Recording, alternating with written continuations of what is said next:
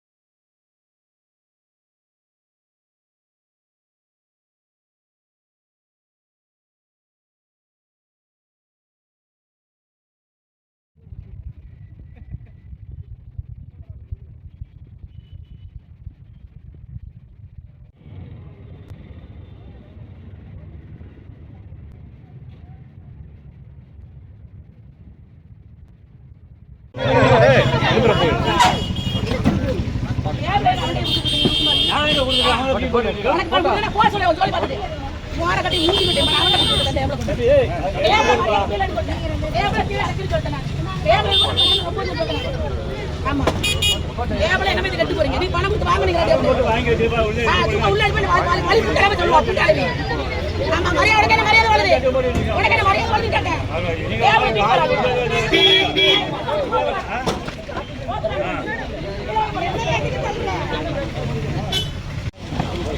அங்க கொடுங்க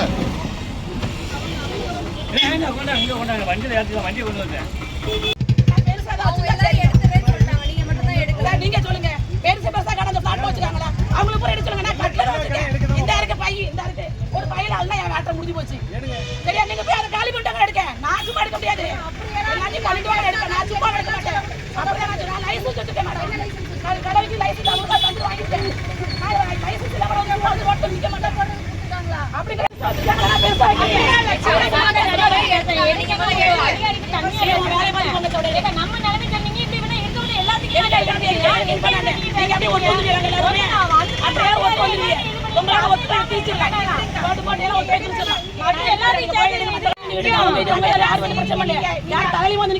அவங்க வேலையை அவங்க பாக்காங்க நீங்க அந்த வேலையை பாருங்க இந்த வேலையை பாருங்க நீங்க அவங்களை டைரக்ட் பண்ண வேணாம் நீங்க உங்களை எடுக்க சொன்னா நீங்க எடுங்க எதுக்கு நான் எடுப்பேன் நீங்க சொன்னோட எடுக்க இது பண்றோம் சொன்னோட எடுக்க மாட்டாங்க பெர்மிஷன் இருந்தா காட்டுங்க அத சொல்றேன் லைசென்ஸ் எடுத்து காட்டுங்க சொல்றேன் இது வர செய்யணும் போன வாரத்துல இருந்து சொல்லிருக்காங்க அவங்க போனா சொல்ல மேடம் நேத்து தான் சொன்னாங்க நேத்து சொல்லிருக்காங்க அவங்க சொன்னதுக்கு என்ன சொன்னாங்க நான் லைசென்ஸ் வச்சுக்கோ சொல்லிட்டு அவங்க கிட்ட நீங்க நான் வேற எதுமே சொல்லவே இல்ல கடப்பறதுக்கு லைசென்ஸ் வச்சிருந்தா அப்படி அவங்க சொல்லவே லைசென்ஸ் அந்த மேடம் இந்த லைசென்ஸ் வந்து எங்கனால வைக்கலாம் சொல்லுச்சு போய் கேட்டு லைசென்ஸ் கார்டு காட்டுங்க இப்போதானே கொடுத்தவங்க கிட்ட மறுபடியும் கேக்கீங்க காட்டுங்க நீங்க எங்க உள்ள அட்ரஸ் போட்டு வச்சிருக்கீங்க என்னோட சொந்த வீடு அட்ரஸ் மட்டும் அட்ரஸ் அங்க போய் போட்டுக்கங்க கேட்க மாட்டாங்க அட்ரஸ்லாம் அப்படி அதுல கடை எங்கனால வைக்க சொன்னா ரோட் கடை அதுல என்ன அட்ரஸ் அப்பலாம் சொல்லவே இல்ல அவங்க வந்து அப்பலாம் சொல்லவே இல்ல லைசென்ஸ்க்கு நம்ம டேட்டா பத்தி கொடுத்தா ஒரிஜினல் அட்ரஸ் தான் தருவாங்க அந்த ஏரியா அப்பலாம் கொடவே கூடாது நான் பாக்கவே கிடையாதுங்களா நீங்க உங்க இஷ்டத்துக்கு பேச கூடாது நீங்க முதல்ல எழுங்க பேசுறது விதண்டாவாதம் நீங்க பேசுறது விதண்டாவாதம் அவங்க போய் கம்ப்ளைன்ட் அத எடுங்கடா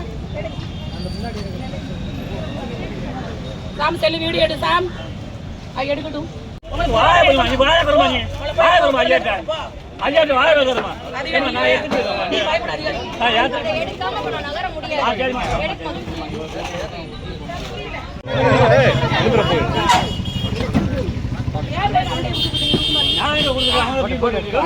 போக சொல்லி பார்த்துட்டு மோர கட்டி மூஞ்சி விட்டு அவன் கட்டி டேபிள் கொண்டு டேபிள் கீழே அடக்கி சொல்லிட்டேன்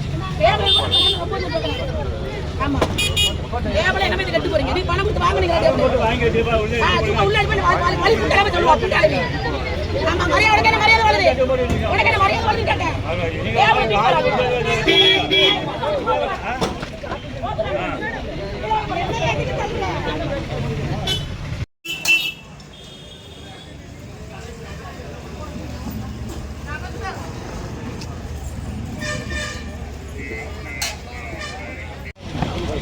அங்க கொடுங்க